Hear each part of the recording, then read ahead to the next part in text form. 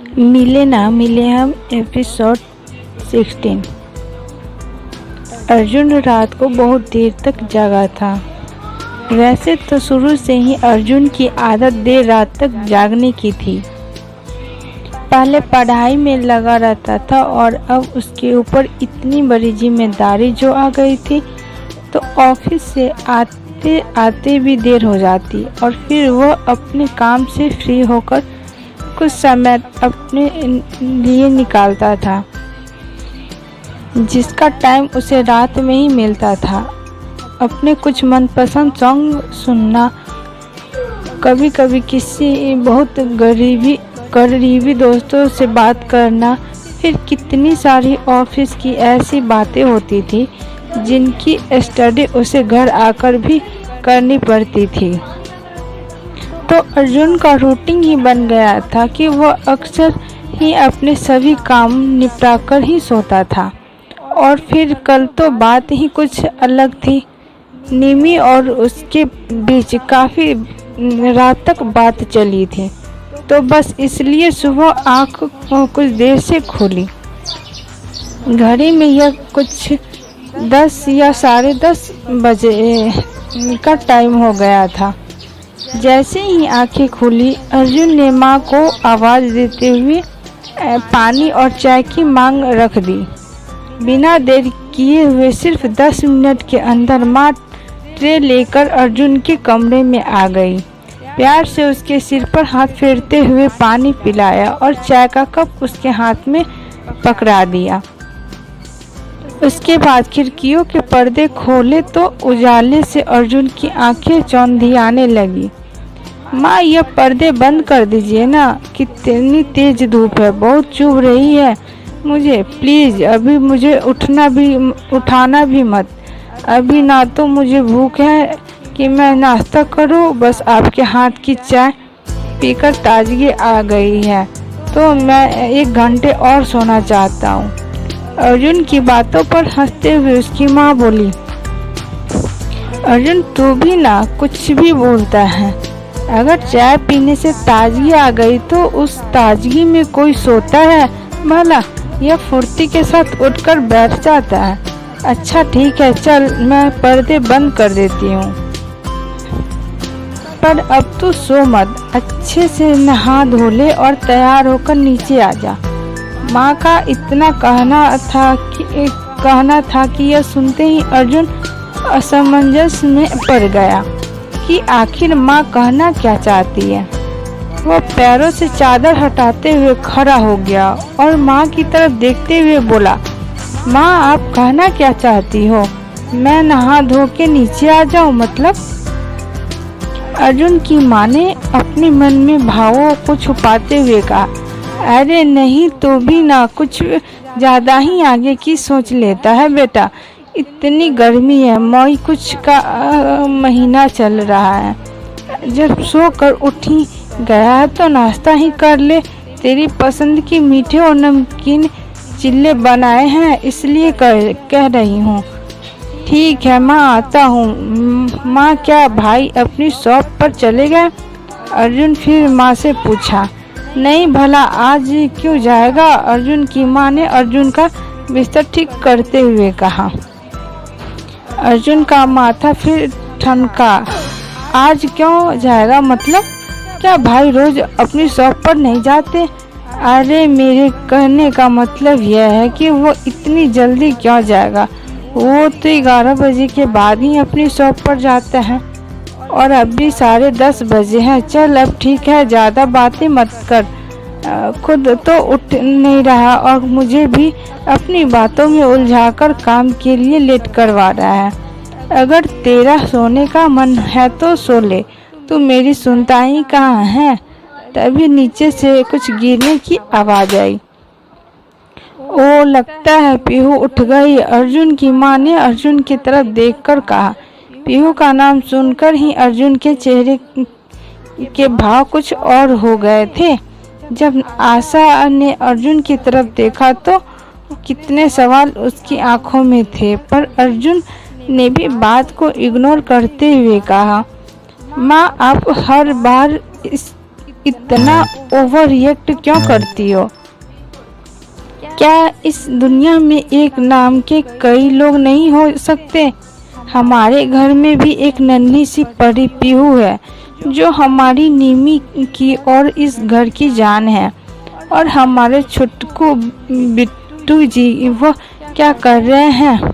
बेटा, दोनों बच्चे नीचे ही खेल रहे हैं। तू नीचे आ जा, फिर बच्चों के साथ जी भर के खेल लेना। इतना कहकर चाय का थाली, कप और ग्लास उठाकर अर्जुन की माँ नीचे आ चुकी थी। माँ के जाने के बाद कुछ देर तक अर्जुन अलसाया हुआ फोन को खंगालता रहा कि कहीं ऑफिस का कोई ज़रूरी मैसेज तो नहीं है। और जब उसने घड़ी पर नज़र डाली तो ठीक 11 बज चुके थे।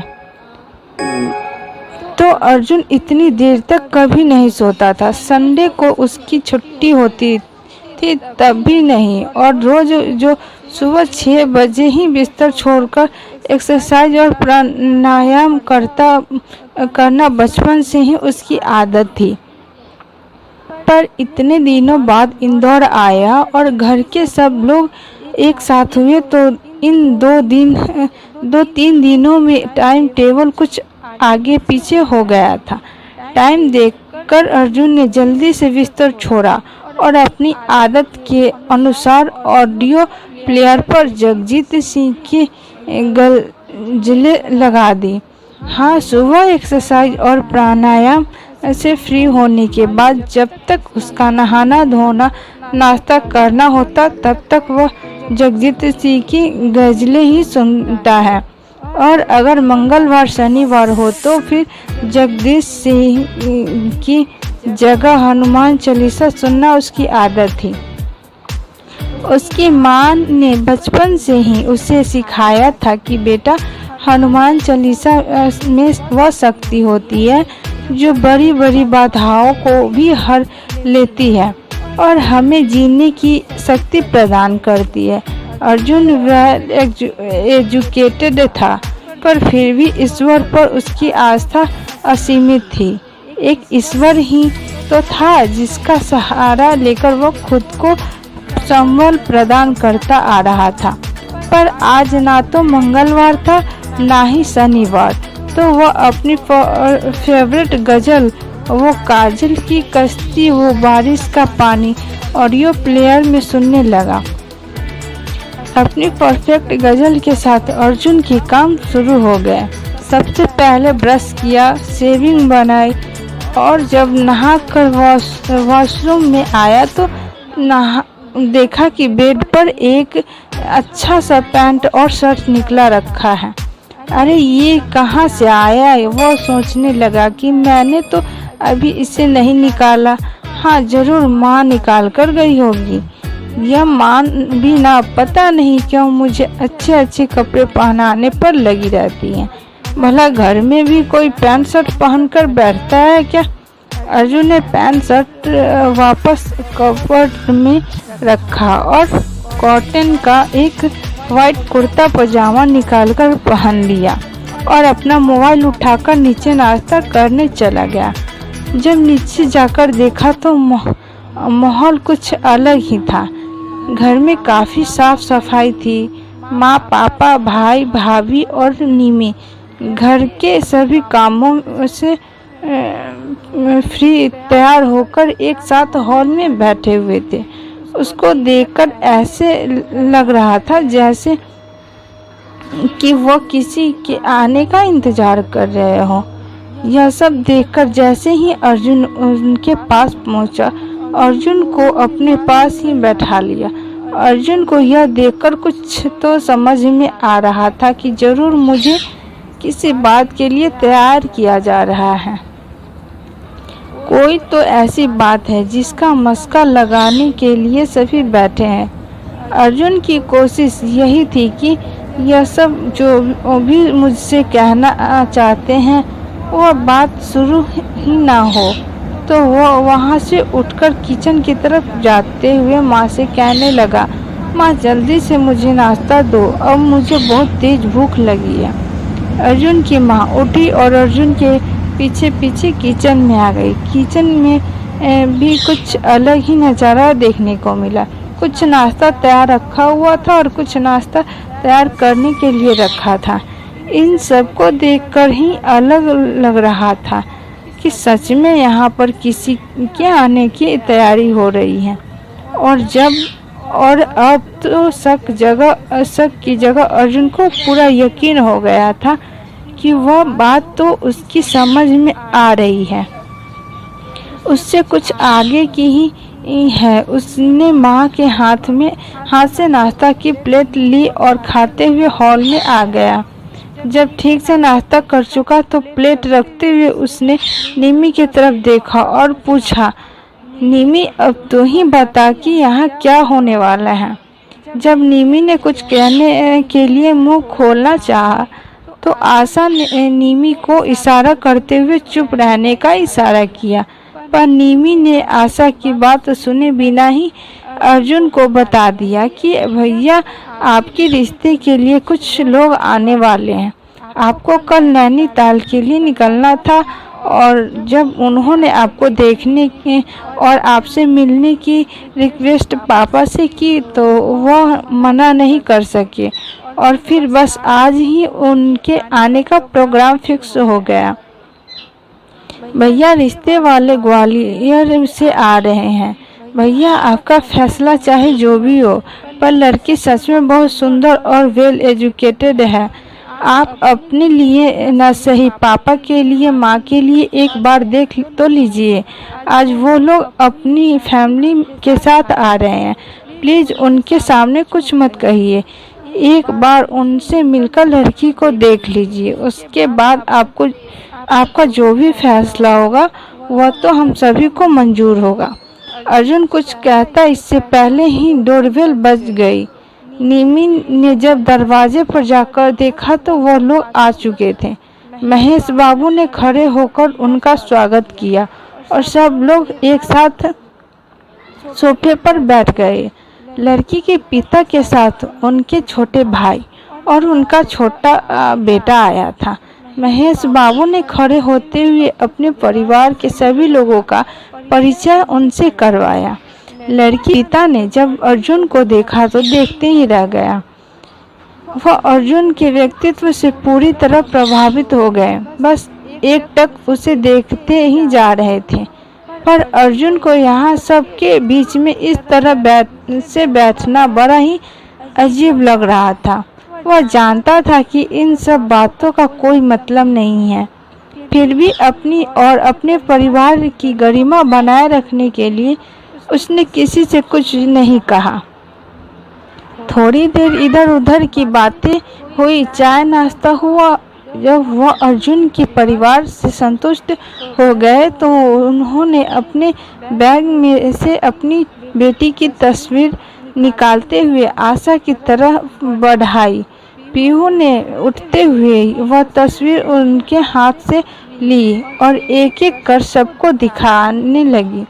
माँ, पापा, भाई, भाभी, सबको लड़की बहुत ही अच्छी लगी।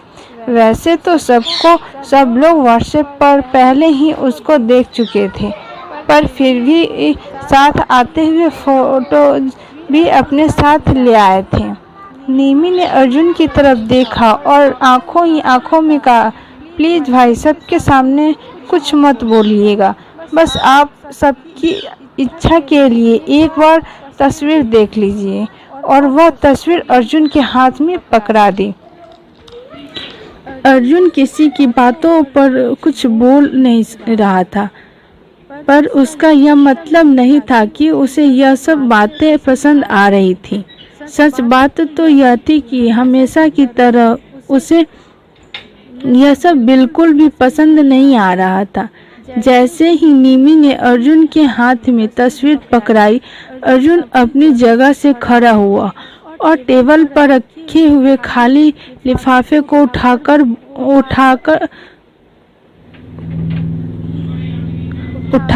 बिना देखे ही वह तस्वीर वापस उस लिफाफे के अंदर रख दी और लिफाफा जाकर लड़की के पिता के हाथ में देते हुए दोनों हाथ जोड़कर उनसे माफी मांगते हुए कहा, आई एम सॉरी अंकल।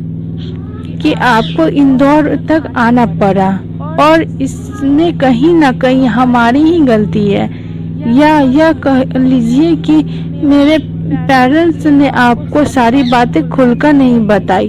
पर मैं आपको बताना चाहता हूँ, कुछ ऐसी पर्सनल बातें हैं जो मैं आपके सामने नहीं बता सकता। पर सच बात तो यह है कि अभी किसी भी तरह से किसी भी शादी करने के मूड में बिल्कुल नहीं हो सकता है मुझे तैयार होने के लिए 1 साल, 2 साल, 5 साल या 10 साल भी लग जाए, और शायद इससे भी ज्यादा। इतने सालों तक तो आप मेरे लिए नहीं बैठ सकते ना।